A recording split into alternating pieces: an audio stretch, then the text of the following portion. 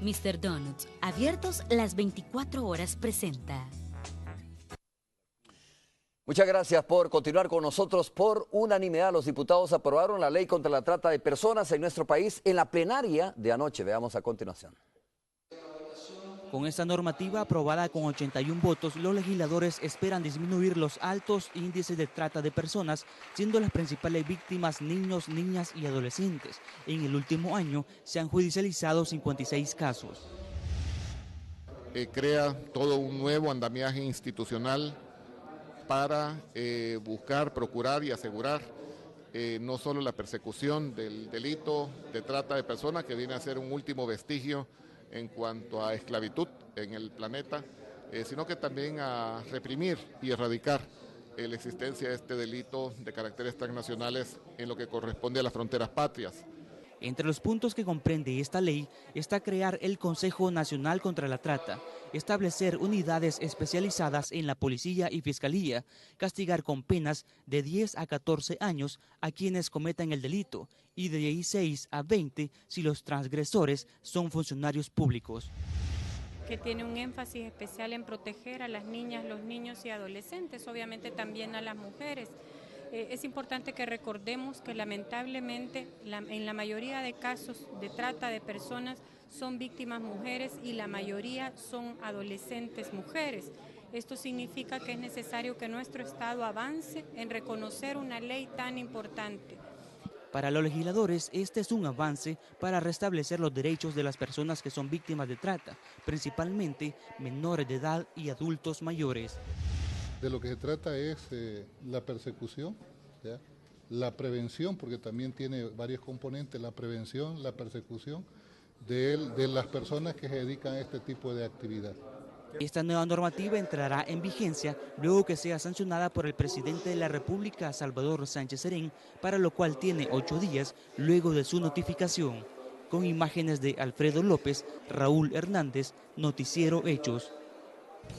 Las cooperativas de la red Fedecases, la oportunidad que necesitas para alcanzar tus metas, presenta. A ver, mire, esta es una buena noticia. Comenzamos con esto precisamente con la aprobación de la ley de trata de personas en la Asamblea Legislativa. Recuerdo que recientemente Wanda Piñato, la secretaria de Inclusión Social, incluso llegó a la Asamblea Legislativa para cabildear con los partidos políticos la aprobación de esta ley.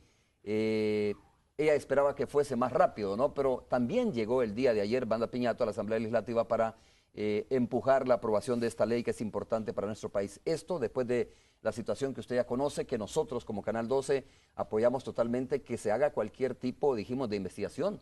De hecho, en ese momento trajimos a Wanda Piñato acá para que hablara sobre este tema de la ley de trata de personas. Afortunadamente, ayer ya fue aprobada en el Parlamento de nuestro país. Vamos a conversar con el presidente de la Asamblea Legislativa, Sigfrido Reyes, que está con nosotros sobre esa temática. Vamos a hablar sobre, bueno, los resultados de lo que se aprobó ayer en la Asamblea Legislativa. También es importante hablar de la cantidad de préstamos que está, que por cierto ayer fue aprobado uno de esos préstamos. Se autorizó la negociación. Inicio de la negociación.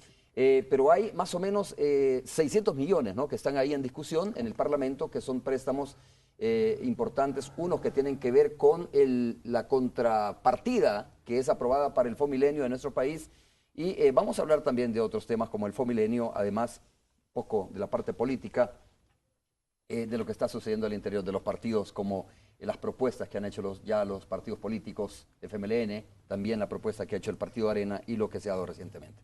Bienvenido, presidente de la Asamblea Legislativa, muchas gracias por estar con nosotros. Gracias, Romeo, gracias por darnos este espacio para poder compartir con la población nuestras opiniones sobre temas relevantes de la agenda legislativa y de la agenda política nacional e internacional, si acaso pues es pertinente. Primero, destacar y celebrar que el día de ayer se aprobó finalmente, después de 11 años, la ley especial contra la trata de personas. ¿No había una ley o se reformó una ley? No, es una ley totalmente nueva que incluso reforma otras. Por ejemplo, reforma aspectos del Código Penal.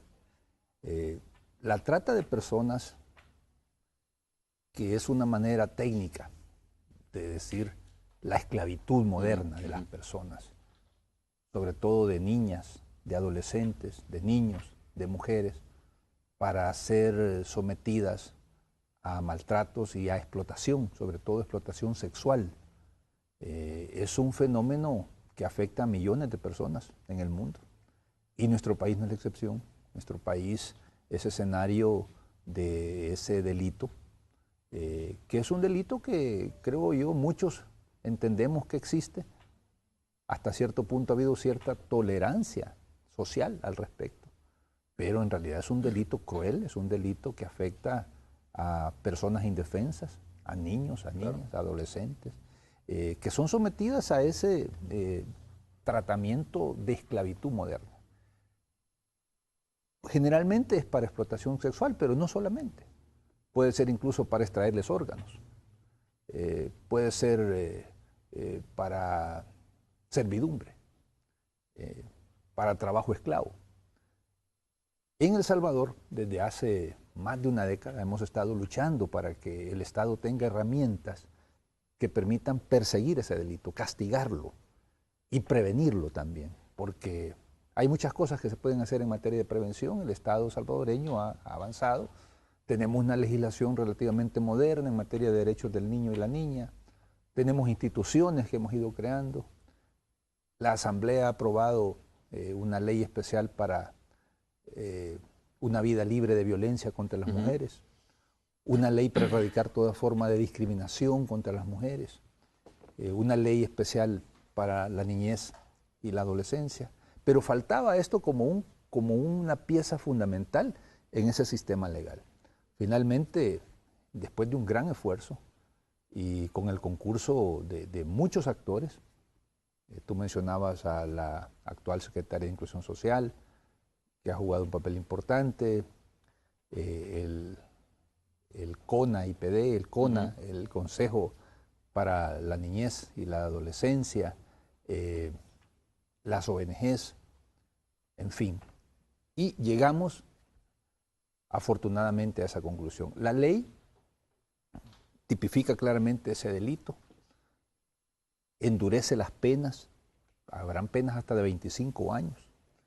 Establece también claramente que los usuarios, entre comillas, o clientes, los agresores les llaman también, ¿no? Son en realidad violadores. Violadores y agresores. Son agresores y por lo tanto tienen que ser perseguidos y castigados. La ley establece entidades que van a formular políticas contra la trata y establece también mecanismos para la cooperación internacional, porque la trata es un fenómeno transnacional, es un fenómeno que no se limita a un país. De muchos es conocido como mujeres, niñas, niños de nuestro país terminan siendo vendidos literalmente en países vecinos y viceversa. Países vecinos que exportan, trafican esas redes criminales con personas que son procedentes de Nicaragua, de Honduras, de otros países. Es un problema Entonces, mundial. Es un problema ¿no? mundial. De hecho, hace unos años, unas décadas, se suscribió una convención internacional en el seno de Naciones Unidas, la Convención de Palermo, una ciudad de Sicilia, Italia, para combatir este fenómeno, este delito transnacional. Pero El Salvador no se había actualizado en su legislación. Y como tú sabes, siempre hay resistencia, siempre hay incomprensiones. Las leyes buenas tardan en salir. Recuerdo que la ley de medicamentos igual tardó más de 10 años en ser aprobada. La ley contra la usura, la ley de notificaciones, leyes que generan un gran impacto positivo en la sociedad. Pero los sectores conservadores de la sociedad, representados en la Asamblea, suelen mostrar mucha resistencia. Tú tuviste aquí hace unos minutos a representantes de ONGs que están luchando por la ley de soberanía alimentaria, la ley de agua. La resistencia es enorme. En este caso porque se tocan intereses económicos, en el otro porque... Que hay intereses económicos también, ¿no? Además, también hay intereses económicos. ¿Cuánta plata se mueve en torno a estos temas de esclavitud sexual? Pero también hay que decirlo y hay que sincerarse con la sociedad. En este país han habido personas influyentes, influyentes desde el punto de vista económico, o desde el punto de vista político, o desde el punto de vista mediático, que de una forma u otra se benefician de ese tipo de tráfico y de esclavitud de personas, particularmente de jovencitas. Entonces la oposición surge a veces de manera muy sutil, a veces de manera más abierta. Pero finalmente creo que hemos dado un gran paso. Afortunadamente se logró la unanimidad y con ello creo que nuestra niñez, nuestros adolescentes, las mujeres de El Salvador estarán mejor protegidas. También nosotros con ello nos ponemos a la altura de los mejores estándares internacionales en protección de los derechos de estas personas vulnerables que pueden ser sometidas a este tipo de delitos. ¿Qué es lo interesante de esto? Que ahora las personas digo, ¿no?, de distintos estratos sociales que agreden sexualmente a estas menores de edad, cuando compran sexo a estas menores de edad, pues obviamente ya no quedarán en la impunidad. Ya está la herramienta en la Asamblea Legislativa, o ya está aprobada por la Asamblea Legislativa la herramienta que meterá presa a estas personas, que les va a pasar factura a estas personas. Sí, y no podrá decir una autoridad fiscal o policial, no puedo hacer nada porque no hay ley. Ley habrá, por supuesto, esto tiene que pasar a la sanción presidencial, a la publicación, pero lo importante es que el paso finalmente se dio. 11 años de espera.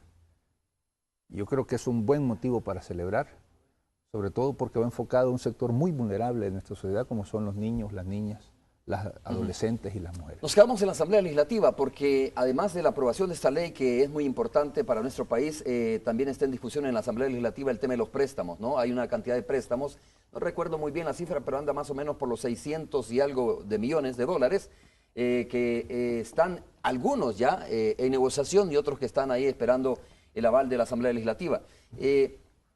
¿Por qué hay tanto debate en torno a esto si se supone que son préstamos que tendrán un impacto social significativo en nuestro país? ¿Dónde está la traba de esta situación?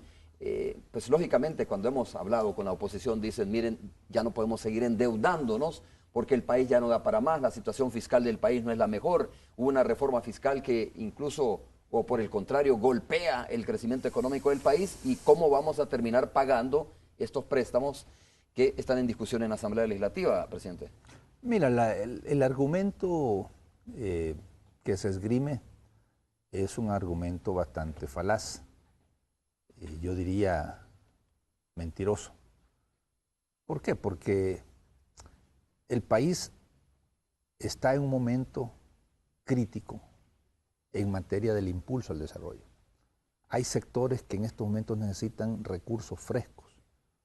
Se necesita una inversión que impacte en la vida de la gente para poder acelerar el crecimiento, generar empleo, generar condiciones para la inversión. Te puedo citar al menos 3 de ese conjunto de créditos. Algunos, como el crédito de turismo, que poco más de 25 millones de dólares, dentro de 14 días ese crédito se perderá. ¿Para qué va ese crédito de 25 millones de dólares? Va para fomentar o crear infraestructura turística e infraestructura productiva en la zona costera del país.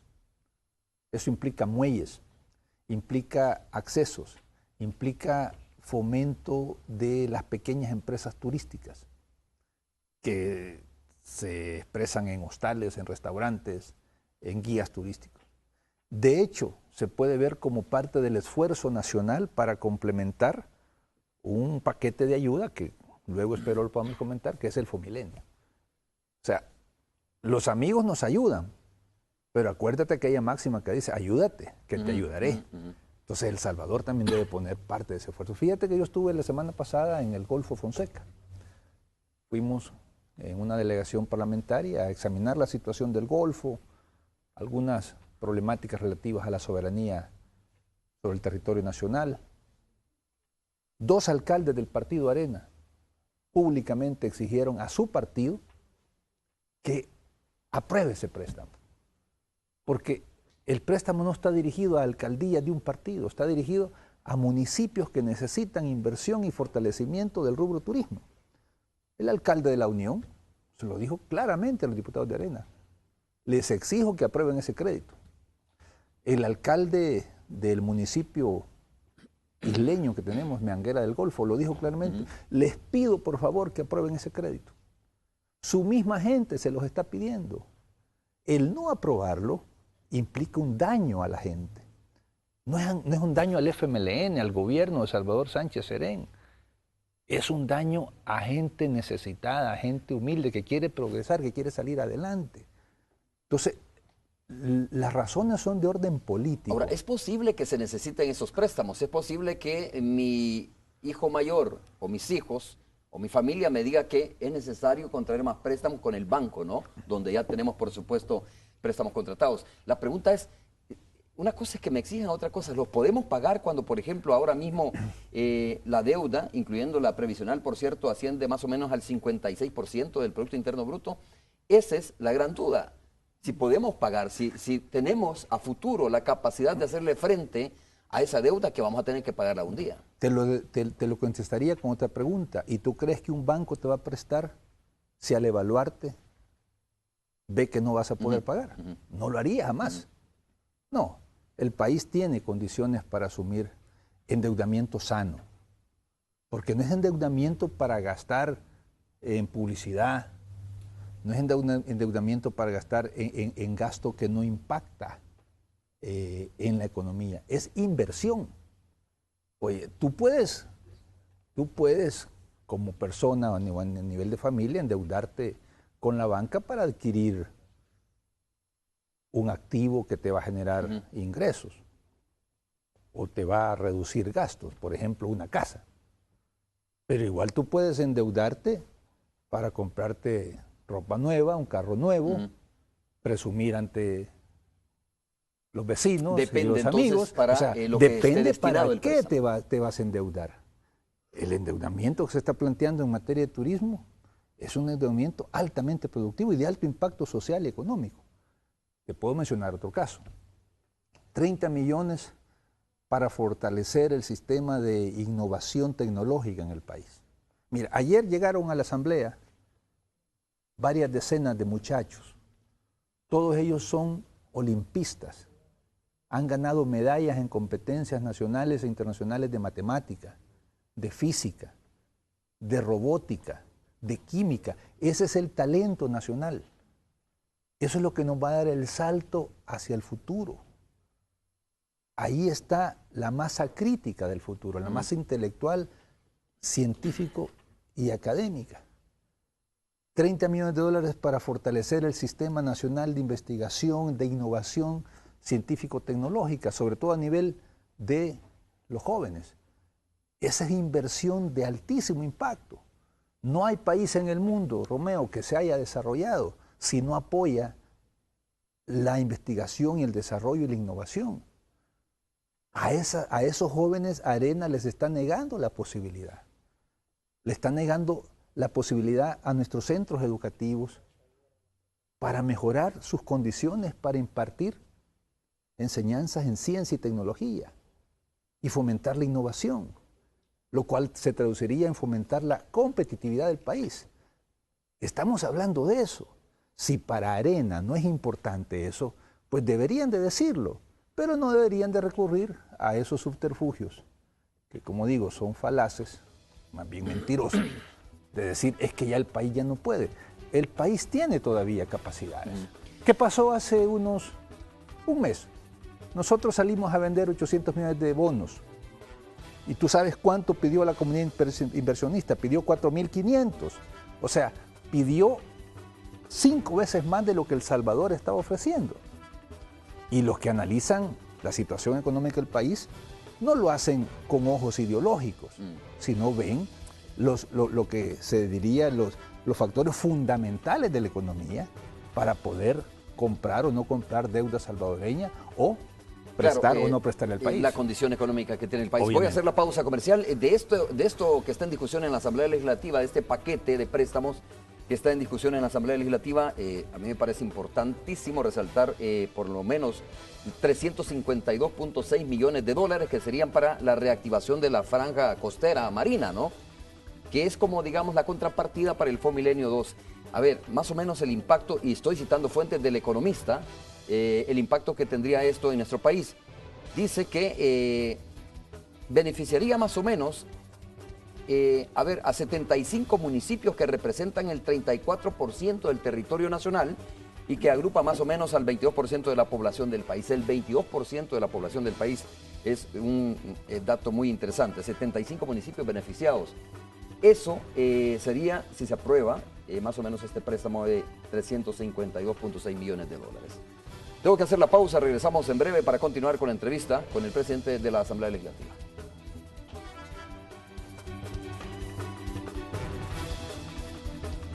Las cooperativas de la red Fedecases, la oportunidad que necesitas para alcanzar tus metas, presentó.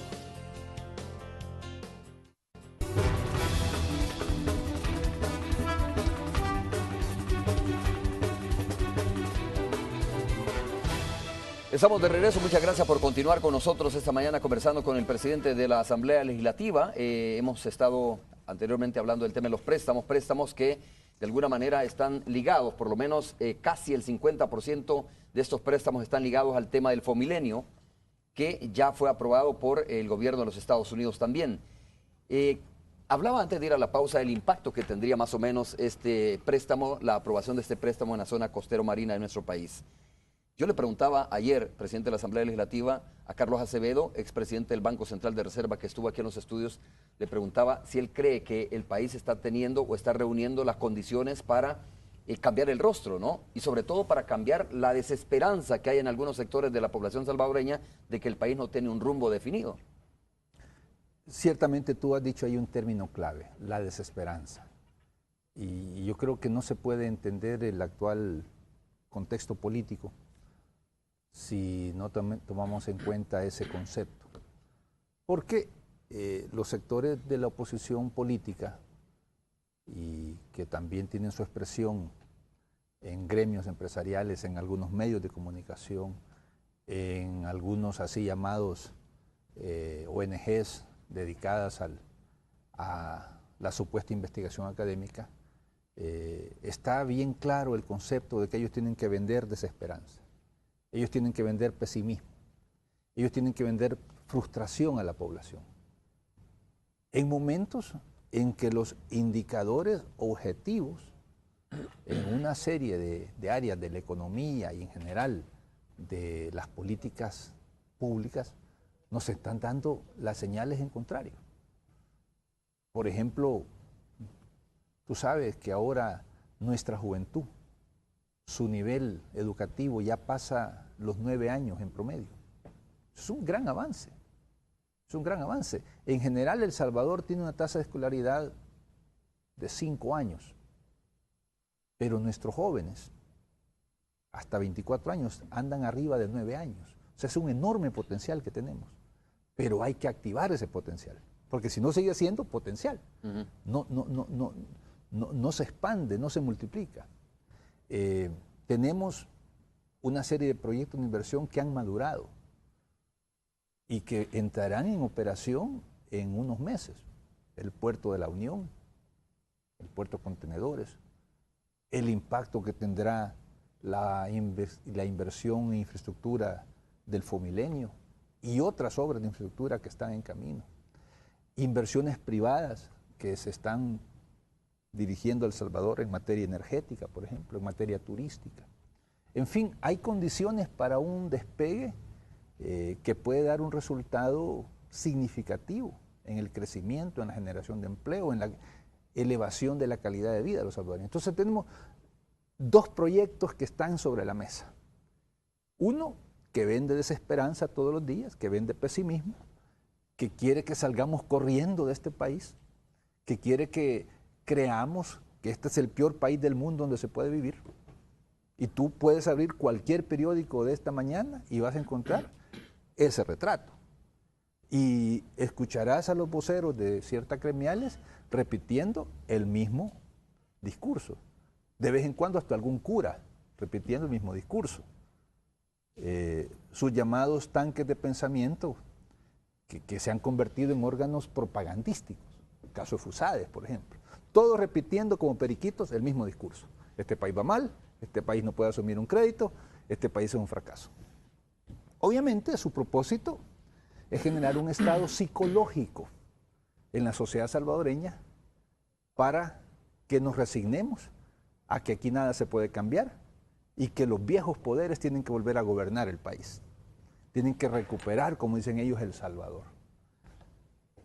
El otro proyecto que está sobre la mesa es el proyecto del futuro, el proyecto de sacar este país de la pobreza, del subdesarrollo, de avanzar en los niveles sociales, de educación, de salud, de inclusión social, de protección a los sectores marginados y también de generación de empleo, de generación de bienestar, de controlar y finalmente someter la delincuencia, fortalecer la participación de los sectores que siempre estuvieron al margen de las grandes decisiones. Entonces, al final del día, eso es lo que está planteado, Romeo. Son dos visiones, dos proyectos, dos planteamientos, donde el ciudadano obviamente se ve en esa disyuntiva, se ve en esa situación, bueno, ¿y a quién le creo? Obviamente el gobierno enfocado en los temas principales, en los temas centrales de la gestión, creo que está saliendo adelante, enfrentando dificultades como cualquier país en las condiciones que hemos tenido que heredar. Y tenemos una elección por delante dentro de aproximadamente 5 meses, donde los grupos tradicionales del poder conservador le apuestan a recuperar el control de un órgano fundamental del Estado salvadoreño, como es la Asamblea Legislativa. Ellos, dentro de su cálculo político, dicen, si nosotros controlamos la Asamblea, si recuperamos la Asamblea, vamos a poder bloquear al gobierno. Y si bloqueamos al gobierno, el gobierno tendrá las manos atadas para hacer obra.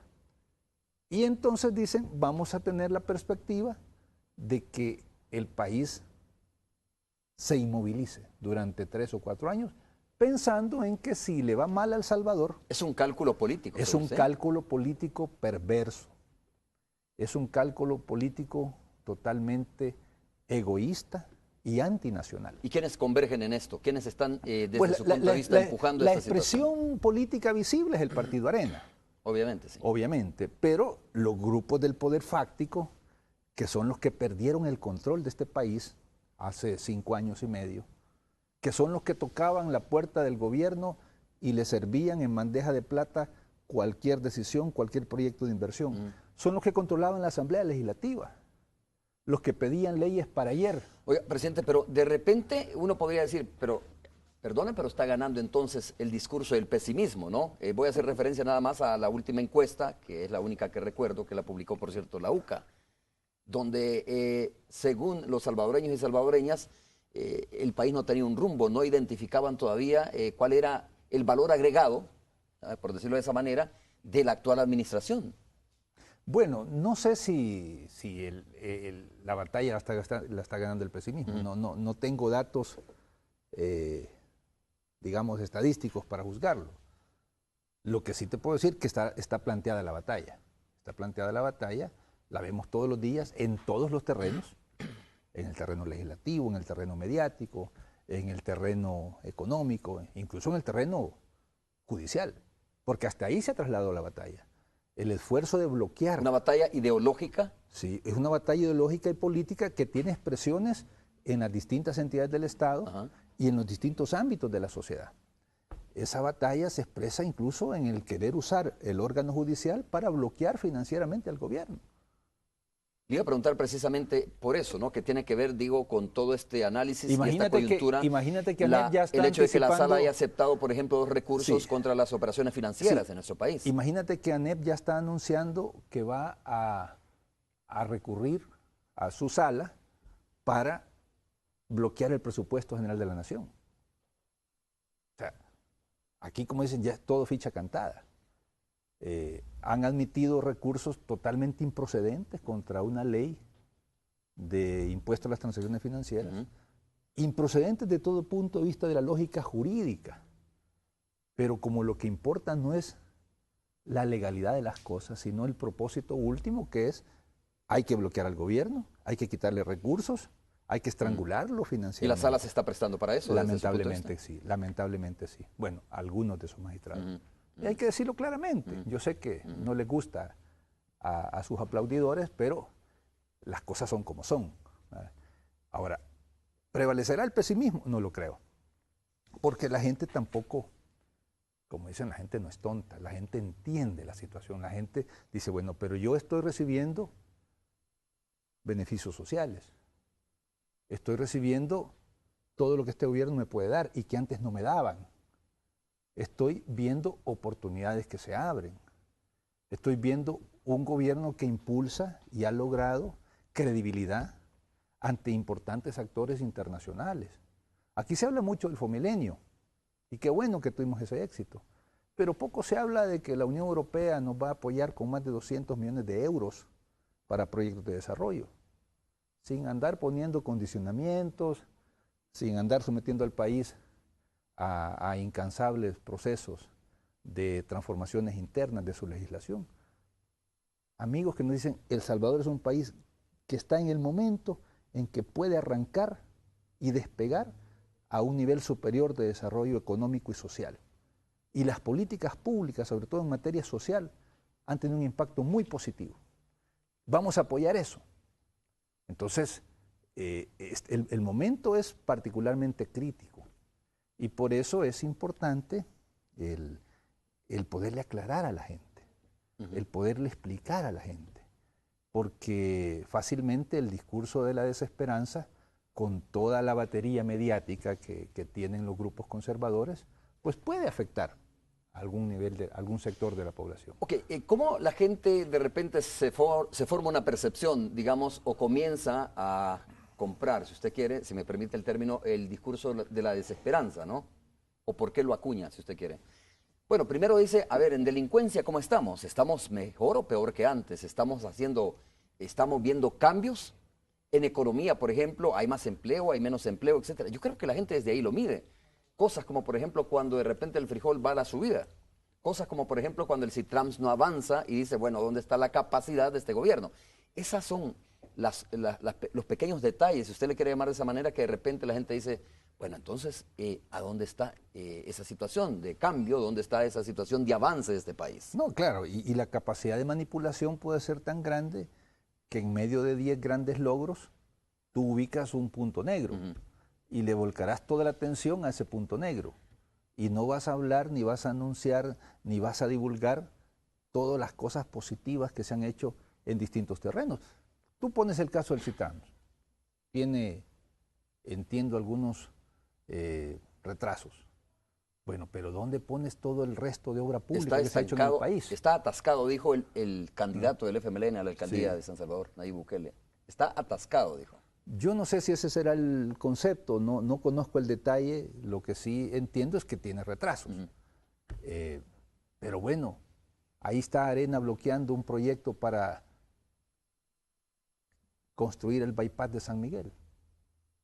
Es un crédito de 122 millones de dólares del Japón para destapar 3 departamentos del país, Morazán, San Miguel y La Unión. Y se han hecho una cantidad de obras en materia de infraestructura y se siguen haciendo. O sea, es como este vaso, tú lo puedes ver de dos formas, o está medio lleno o está medio vacío.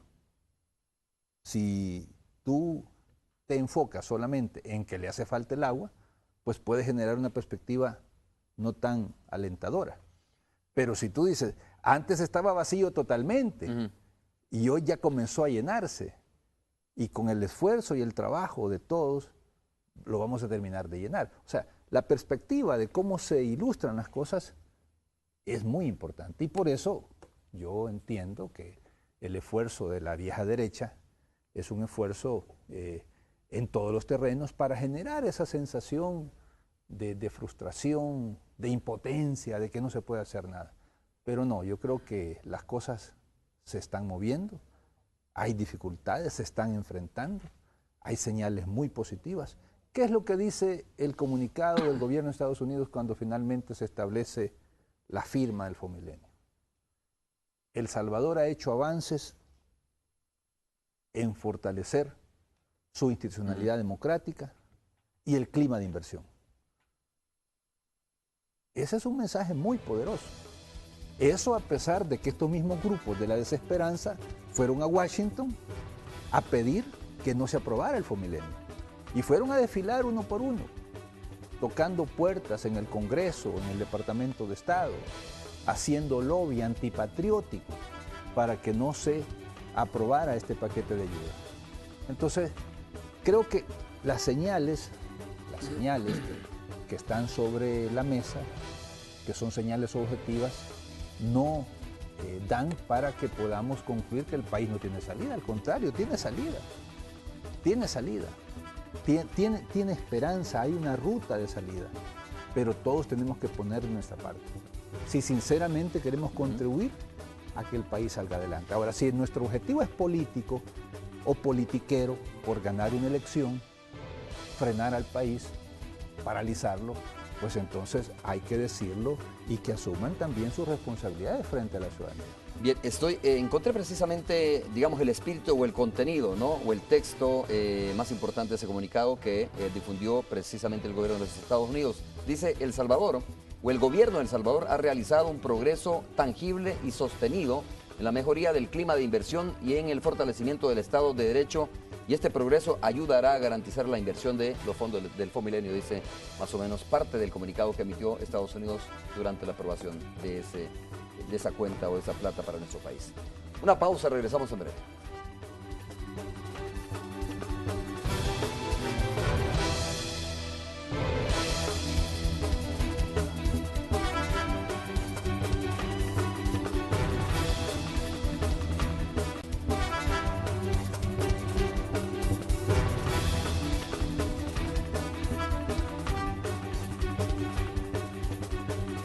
En breve vamos al enlace con la radio 102.9. Presidente de la Asamblea Legislativa, usted como político y miembro del partido Frente Farabundo Martí para la Liberación Nacional, pues tiene su opinión también respecto a las candidaturas, ¿no? Vamos a hablar un poco sobre eso. Antes yo le preguntaba sobre la aceptación de estos recursos ante la sala de las operaciones financieras, que están ahí, pendientes, ¿no? De que resuelva la sala sobre este tema, que tiene que ver con la reforma fiscal que fue aprobada en su momento en la Asamblea Legislativa.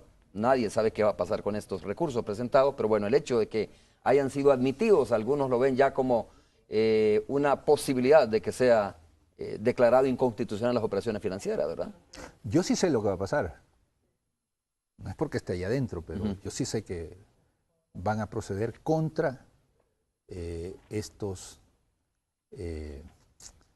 decisiones del órgano legislativo y que fueron iniciativas del gobierno. Porque es parte del mismo esfuerzo, del mismo plan. ¿De cuál plan? ¿De bloquear? De bloquear financieramente al Estado salvadoreño, de asfixiarlo financieramente, de someterlo a una ausencia de recursos tal que le impida actuar como gobierno, impulsar sus políticas, poner en marcha sus proyectos. Si tú examinas la trayectoria, la conducta del grupo que domina esa sala, pues obviamente no te da para que reflexiones en otro sentido, ¿verdad? Yo sí creo que lo van a hacer, ¿verdad? Y es bueno que la gente lo sepa. Así como van a declarar inconstitucional los aspectos fundamentales de la ley de medicamentos. Y así como han operado cada vez que han habido proyectos de ley que benefician a grandes mayorías. Así como prácticamente anularon el FONAT, que era para beneficiar a gente pobre, víctima de accidentes de tránsito. Así que a mí no me cabe ninguna duda que van a proceder a hacerlo. Yo creo que ellos tienen muy clara la línea a seguir, se ven a sí mismos como instrumentos de esos grupos fácticos de poder. ¿Asumen ese rol? Asumen ese rol. Yo creo que lo asumen conscientemente, lo asumen de una manera, diría, muy compenetrada en ese rol. Bueno, la historia los va a juzgar, obviamente. Pero no termina ahí la historia. Yo creo que el gobierno pues siempre tendrá que buscar los mecanismos para lograr el financiamiento de sus proyectos y de sus programas y de garantizar la sostenibilidad de aquellas políticas públicas que le dan un beneficio a la gente. Así que es parte de este complejo momento que vivimos, donde todo el tinglado conservador se organiza en procura de un gran objetivo, que a mi juicio en el corto plazo es recuperar el control del órgano legislativo y en el mediano plazo buscar asaltar el poder y recuperar lo que perdieron hace 5 años. A ver, presidente, le planteo este escenario, ¿no? Cuando usted escucha a distintos analistas, unos con distintas posiciones, pero dicen, bueno, mire, estamos ante una situación que algunos respaldan y aseguran y saben que, o lo plantean como usted lo estaba diciendo en este momento, ¿no? Que es una sala que tiene predisposición, que es una sala que está siendo instrumento de determinado partido político, pero por otro lado vienen los analistas que dicen, miren, es que esta es una pugna o fuerza o choque de poderes, donde también el FMLN pretende, por sus medios, y usted ya habrá escuchado este argumento también, hacerse de los órganos del Estado, ¿ya? Para implementar su proyecto político, tal como legítimamente tiene derecho el Partido Arena. Yo le pregunto, eso no es el problema, ¿ya? El punto es, ¿para qué es un proyecto político y para qué es otro proyecto político? ¿Cuál es la diferencia si al final, digo, entre el proyecto que plantea el FMLN y el proyecto que plantea la derecha? Si al final los dos tienen derecho a querer implementar su proyecto político, ¿no? Vamos por partes. Distingamos entre la forma y la esencia. Pudiera verse como un choque de poderes formales. Un grupo de magistrados que controlan una sala fundamental en el órgano de justicia, enfrentados al órgano legislativo y al órgano legislativo. Esa es la apariencia. Lo de fondo es un choque de proyectos para el país.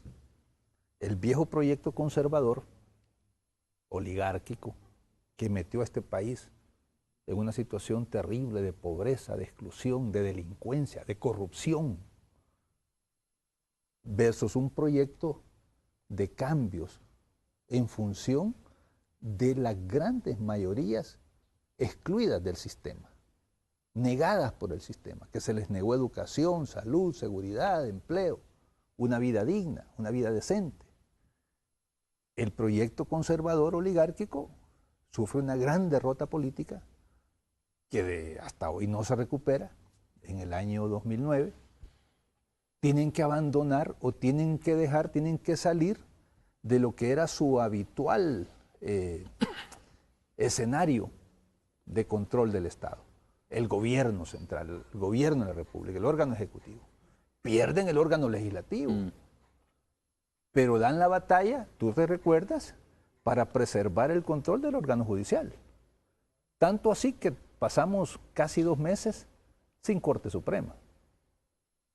Finalmente logran, hay que decirlo, lograron salir adelante, les funcionó el bloqueo y la Asamblea, en un esfuerzo de sacar al país de esa crisis política, dijo, vaya, está bien, y que entren un par de señores que ni siquiera fueron electos por los abogados, ni participaron en ningún proceso donde salieran airosos. Hay una medida cautelar, no importa, dijimos, por el bien del país hagámoslo. Las consecuencias de eso, pues, están a la vista. No tuvimos tiempo ni siquiera de analizar el perfil personal de los que después resultaron ser magistrados. Porque había un afán de contribuir a sacar al país de esa crisis política. Pero bueno, te decía, esa es la manifestación abierta. Aparentemente es un choque de poderes. No es un choque de poderes. Es un choque de proyectos. Ya, de proyectos, el planteado por la derecha y el planteado por la izquierda. Tengo que ir con la radio. No diría de la izquierda exclusivamente, sino de grandes sectores nacionales. Obviamente la izquierda, pero también grupos hasta cierto punto centro o centro-derecha que dicen, este es un proyecto que vale la pena apoyar. Vamos a ir con la radio, ¿le parece? La 102.9, Tony Cabezas está listo también para conversar con nosotros esta mañana. Tony, buenos días. Puma Máxima, con su promoción aditiva Te Gana, presenta. No le daba las Tony, ¿cómo estás? Un gusto. Estoy con el presidente de la Asamblea Legislativa, como te dije muy temprano. ¿Cómo estás? Pues muy bien, bienvenido Sigfrido Reyes a la frecuencia de Radio 102.9. ¿Cómo está? ¿Qué tal, Tony Heads? @ Tony Heads. Ya veo que nos sigue en Twitter ahí el presidente de la Asamblea. Siempre te estoy siguiendo. Muchas gracias, gracias.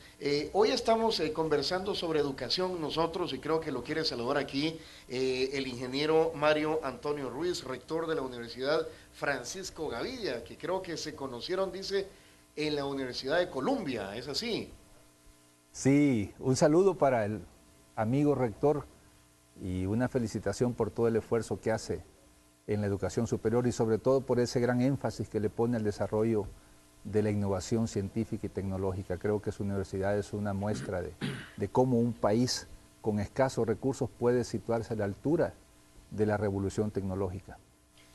Muchas gracias, don Sigfrido, un saludo muy amable. Usted siempre muy amable, lo felicito y espero que todo le vaya bien en la entrevista. Bueno, no sé si le está yendo bien. Hola, Romeo. hola, buenos días. Está Roxana aquí también con nosotros. ¿Cómo está, Roxana? Hola, hola, buenos días, Romeo, buenos días. Romeo, más temprano estábamos comentando en la lectura de titulares sobre esto de la revelación de los donantes en las campañas políticas de los partidos políticos.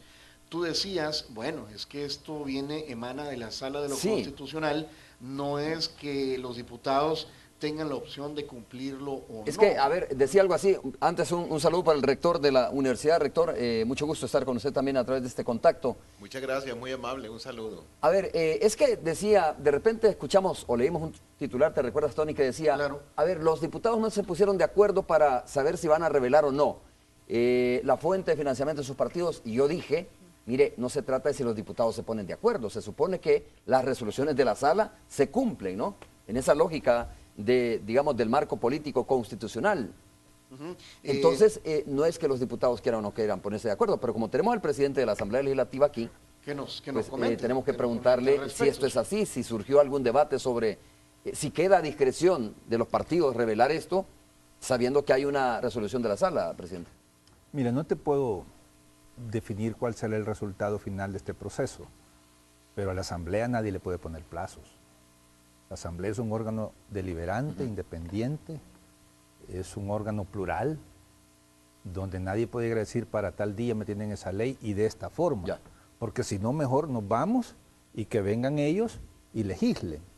Yo sé que lo han intentado y lo siguen intentando a través de cada sentencia, pero no deberían de ser tan burdos. Yo creo que la Asamblea se tiene que dar su tiempo para llegar a las mejores conclusiones y cuando estemos listos, pues se someterá a una discusión del Pleno. Y todavía el Pleno puede decir, no estamos de acuerdo en eso. Pero la pregunta es, ¿no es que haya resistencia a revelar el origen de los fondos? No, yo creo que en el caso del FMLN no tenemos ningún problema. Aquí más bien lo que hay que considerar es al ciudadano. Bueno, y si el ciudadano quiere que se revele o no quiere. Creo que también hay que ponernos en los zapatos del ciudadano. Sobre todo en un país que lamentablemente los grupos tradicionales de poder practican la persecución política, practican el hostigamiento y el acoso a los ciudadanos por su pensamiento político. Entonces hay que considerar también esa dimensión. Claro. Entonces, pero además yo creo que el proceso va en su curso, pero nadie le puede imponer a la Asamblea Legislativa tiempos. ¿Te recuerdas, Tony, que hablamos también, pero de repente si esto se da o se hace así, de repente te vas a dar cuenta que un empresario, ¿no? X empresario, le apuesta a 2 o 3, ¿ya? Pues y va a salir públicamente, y entonces no sé si eso le convenga o él quiera también, como dice el presidente de la Asamblea Legislativa.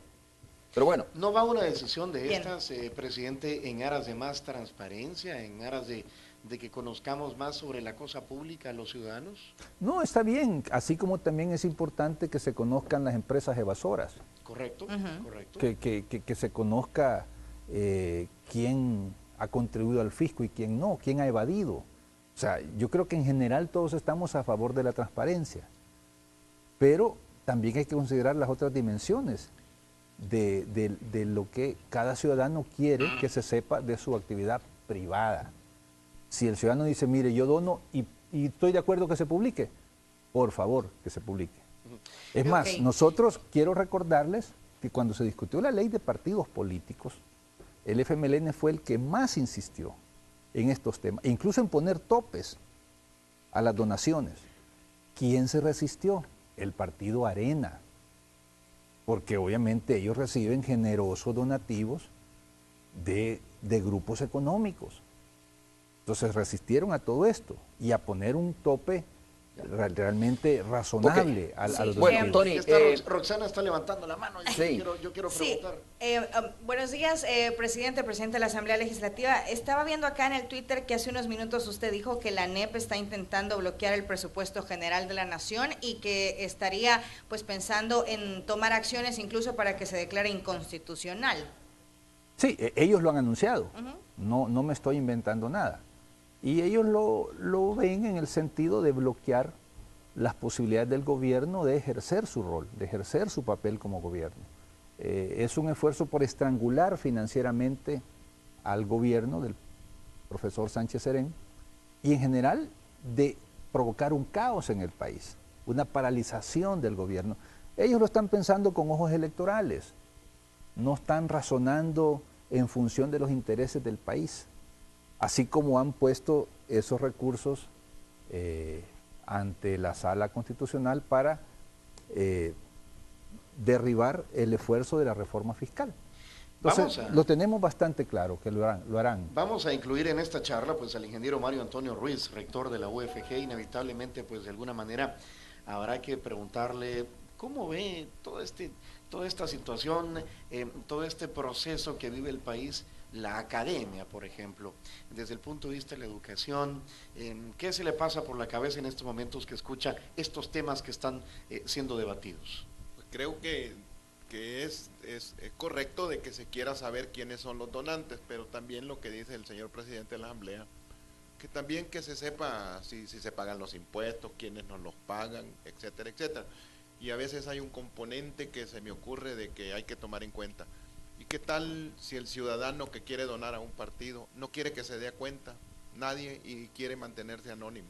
Creo que es un derecho del ciudadano que si quiere donarle a un partido pueda tener él también su derecho al anonimato. Entonces creo que hay que ver esos puntos de vista y a mí me parece que sería bueno que en términos generales, pero que el ciudadano tenga el derecho de abstenerse de que den a conocer su identidad. Es un punto a tomar en cuenta. Bien, muchas gracias, Tony. Saludos para Roxana, para ti y para el rector de la Universidad Francisco Gavidia. Un saludo para ustedes. Muy bien. Hasta luego, don Sigfrido Reyes. A ver qué día lo tenemos por aquí también desayunando con nosotros. Hasta luego, Romeo. Un gusto, saludos. Presidente de la Asamblea Legislativa, también tengo que despedirlo. Muchas gracias por haber estado con nosotros. Vamos a vernos sin duda más adelante. Si apenas estábamos comenzando, Romeo.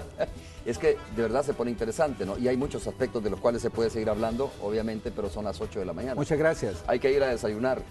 Sí, por lo menos por mi parte. Aquí no dan desayuno como en la 102.9. Sí, pero allá es muy aburrida la entrevista. Muchas gracias. Pausa comercial, regresamos.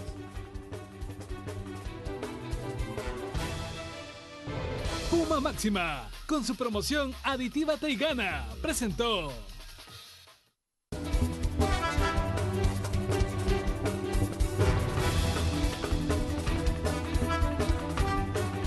Muchas gracias por haber estado con nosotros en esta 2 horas y media de informaciones y noticias y entrevistas. Nos vemos el próximo lunes a las 5:30. Es todo. Buenos días. Mr. Donut, abiertos las 24 horas, presentó.